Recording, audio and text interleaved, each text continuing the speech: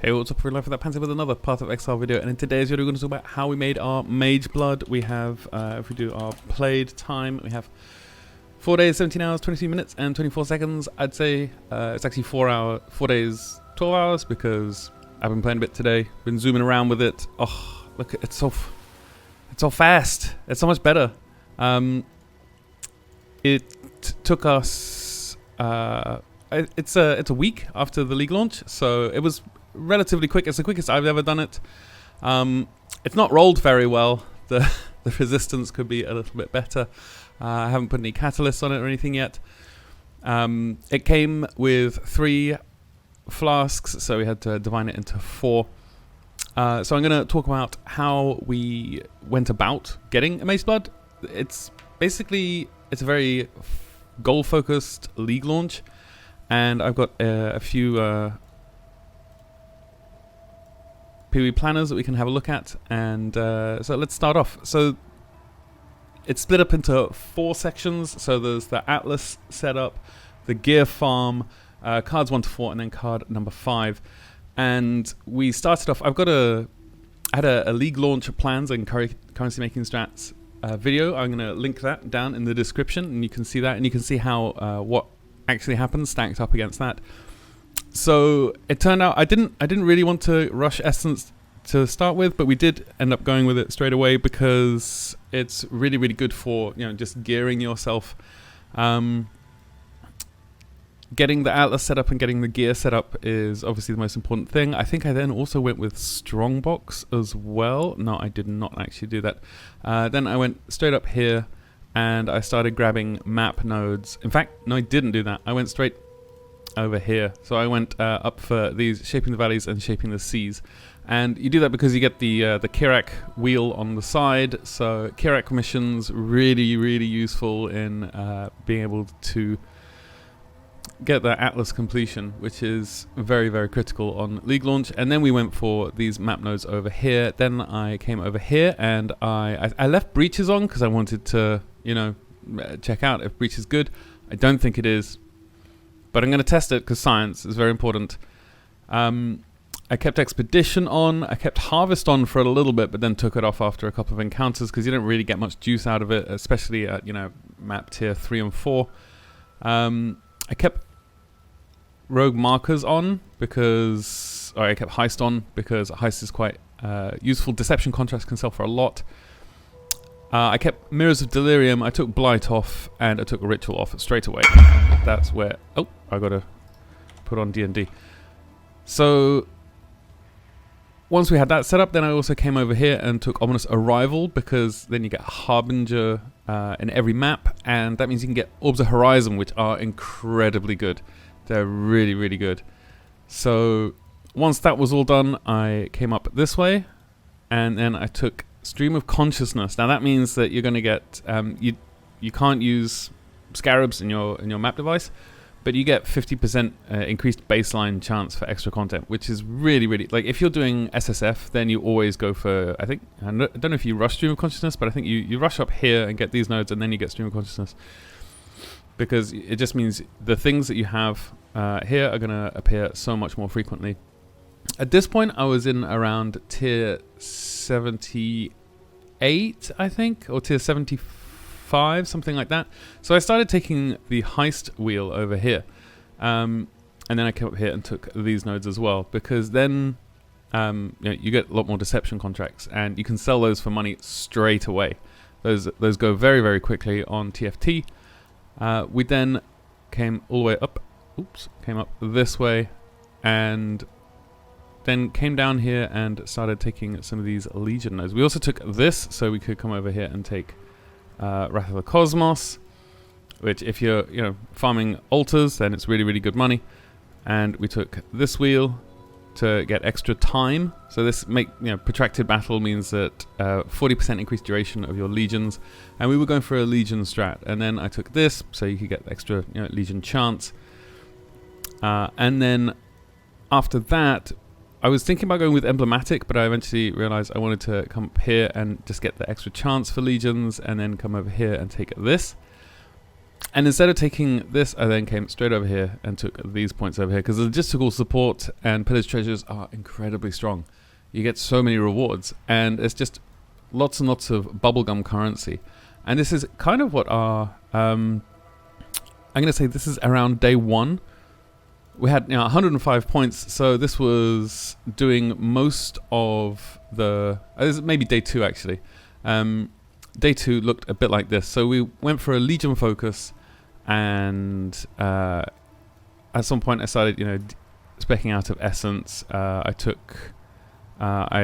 made sure that Expedition didn't turn up. I spec'd out of Breach because it was not good, and then I put, took Mirror's Delirium off. So then we just had Legion and Heist showing up in our maps, and this made everything a lot better. And at this point as well, I started specking out of Harbinger. So this is firmly into day 2. We had our Atlas set up at this point. I think I also took this as well. So we got the Generals because we weren't using Gilded Scarabs because they're very expensive, and we couldn't consistently fully clear the Legion. I also went for Supplication, so we get an additional shrine because that helps with mapping in general. And we were looking at taking the Nicotech as well, but we didn't really have the points. So around day 2, we invested a little bit in, we got the first 2 Void Stones. I did the quest ones myself, and then bought carries for Eater of Worlds and Searing Exarch. And then we took the Nicotech, and then basically this is what our Atlas setup looked like. We would use, at this point I'd also taken the shrines off as well. But then we started using Scarabs, because you don't need Stream of Consciousness if you're going to use Scarabs anymore. So we started using Scarabs. We started using a rusted or polished Legion Scarab. We used a rusted Sulfite Scarab, and we used Sacrifice Fragment, and then the map. And that was how it went for the Atlas setup. Then we got into the gear farm, and basically I bought just the gear I have pretty much here. There were a few bits different, but so these Shadows and Dust, these are the same ones I got on day 1. The Poised Prism, this is the same one I had on day 1 as well. See, it's not even perfectly Blessed Orbed into a good implicit. Here is Truth, this is the same one I picked up on day 1 as well. I got one with a good crit multi-roll, which is quite important. I spec'd into Vengeance Cascade on day 4. But this is the same one it was at the beginning. This is still, I think it's at level 70, item level 70. Yeah, item level 76 link body armor. This is still the same one. I finally got another implicit on it, another Eldritch implicit on it, because I realized, I could just actually use one lesser Ica and get something. And I had not been using it for a long time. We got Taming and Death Rush. And this is pretty much the same bow. In fact, we can just go and have a look at PoE Ninja. So let's go and take a look at that. Alright, so this is our PoE Ninja. We started off with the crew reward. I think this is firmly into day 1. And yeah, this is our Poised Prism. It's the same one. I had Blessed Orbed it since. We started off with the crew reward. I think I had already bought the Here is Truth at this point. We got some boots, pretty terrible boots. A 5-link Prism Weave. A pretty terrible hat, and just a really garbage bow. Here are our Shadows and Dust. They're the same as they were the next day. And then if we go into day 2, then we've swapped into this. We've got a couple of sort of decent resistance rings. We kept our Prism Weave, and our Thicket Bow now has a 5-link in it. Big upgrades. And then I've got these 49 strength boots. With Fracture, you will notice these are the same boots that I have right now. Then when we get into day 3, it looks very similar to it does, as we do now. We got our 6-link body armor with a +1 max res on it. We got our 6-link spine bow. So we've made the crit swap here on day 3. I was very, very sparing in upgrading our gear. We kept the Prism Weave, and the Shadows and Dust have not changed. And day 4, I think, we swapped into Taming, Death Rush, and at this point, I think I had farmed 2 cards, and I just wanted to upgrade a little bit. So we got Death Rush, we got Taming, I made a Stygian Vice, and I just crafted it myself. This was just with a Deafening Fire Essence, I think Deafening Essence of Anger. And we just rolled Lightning Resistance and then crafted on life. That was it. That was the end of the craft. I had a plus 54 Intelligence hat. We swapped this into, I think, day 5 or day 6. We swapped this into, one with Artillery Blister Fires, 2 additional arrows. And then that was all. That's, everything here is exactly the same. And then week 1, everything here is exactly the same. And then the latest snapshot, everything here is exactly the same because it hasn't registered our Mageblood yet. And as far as jewels go, we bought this Ancestral Vision. Got this really early on. I think it cost 20C. It's a bit more now, but because we're spell suppress capped from our tree, instead of investing into it in gear, we're using up our valuable points on the tree to get spell suppression. We have 100% spell suppression, so this gives us 50% ailment immunity, and we also get 50% ailment immunity from our Pantheon as well. So I think it's this one here. This one here, 50% chance to avoid ailments while phasing, and we get phasing from Quartz Infusion. So we got that pretty early on, so we were ailment immunity capped. It was really, really useful. And then we just started farming real hard. We went straight into Legion, so this is what our Legion tree looked like. I kept the Legion tree looking pretty much the same until, I think, day 3. We spec'd into Harvest a bit more fully, so not Harvest, Heist a bit more fully. So we got No Honor Amongst Thieves and Case in the Joint, and then this over here, the Fine Arts, gives you more Deception contracts, quite useful. And I'd unlocked a few more points on the tree, so I got the Top Hat as well, because that means you can unspec the Eldritch Gateway. And this gives you not only a bunch of extra points, but it gives you, the Top Hat gives you 30% increased effect of modifiers on your non-unique maps. And so it says over here 30% increased effect of modifiers on your non-unique maps, and that means that your chance to have Smuggler's Caches is 30% increased. Your chance to have a Legion is 30% increased. The other things that all these modifiers get times by 30% with the Top Hat here. So really, really, really useful. And that took us from basically card number 1 to card number 4, and then we finally got card number 5 with a much more relaxed strategy. When you get 4, you kind of you start chilling a bit. I respec'd into the Eldritch Gateway, and we took just Expedition basically. I didn't take the Danig node because it's bugged. It's still bugged. They haven't fixed it yet. They haven't said they've fixed it. I kept the heist stuff just because it's easy. Like, you can just walk into a map, waltz into a map, and open a Smuggler's Cache and just pick up Deception contracts and blueprints. Blueprints sell very, very quickly as well. There's 4 types of blueprints: unusual gems, replicas, enchanted items, and trinkets. And trinkets and enchanted ones are worth like 5C each or something like that. But gems and replicas are worth a lot because people are looking for replicas, Alberon's Warpath. People are looking for unusual gems, especially now. So those cost quite a lot of money. In fact, this is not actually true of our tree. We keep the heist stuff over here. So this is what our tree. If I open the game now, if I open my tree in the game, it's going to look a bit like this. So if we just go here, then yeah. So we got. Oh, I did actually take that just because. Why not? And we've also taken the Light of Dawn as well because we're farming a lot of Eldritch Altars.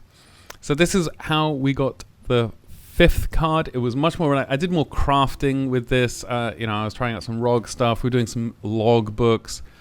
I've got Tujin right next. My hideout. I've got all the expedition people over here, but Tujin, I moved him over here because I need to be able to take stuff for, not gamble, but, haggle for items with Tujin over here, and then immediately just come over here and pop them in my stash.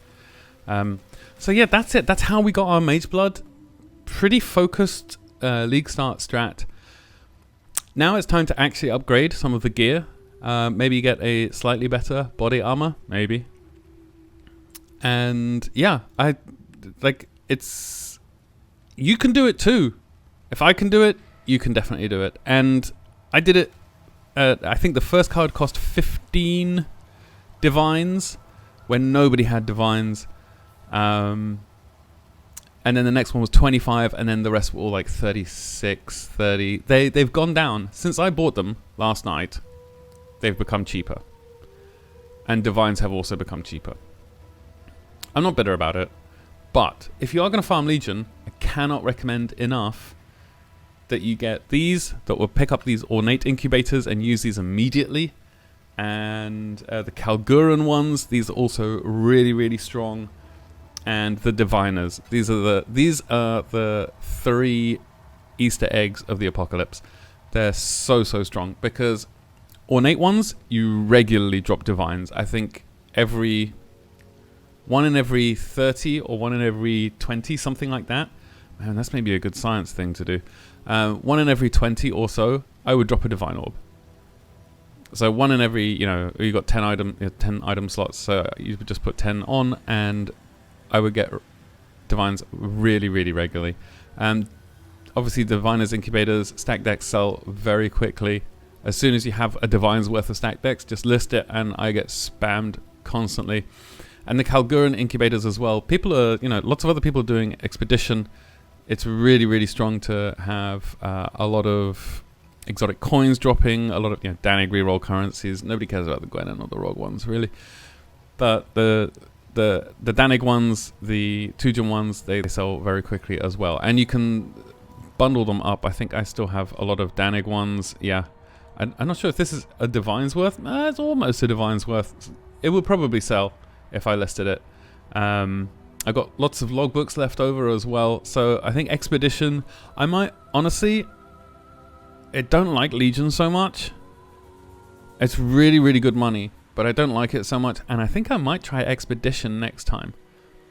I think I might try to just do Expedition strategies next time. So anyway, that's it from me. I hope you enjoyed this video. I hope you farm your Mageblood as well, or whatever chase item you're going for. And I love it all very much. I hope you're kind to everyone you meet, and I'll see you in the next one. Cheers.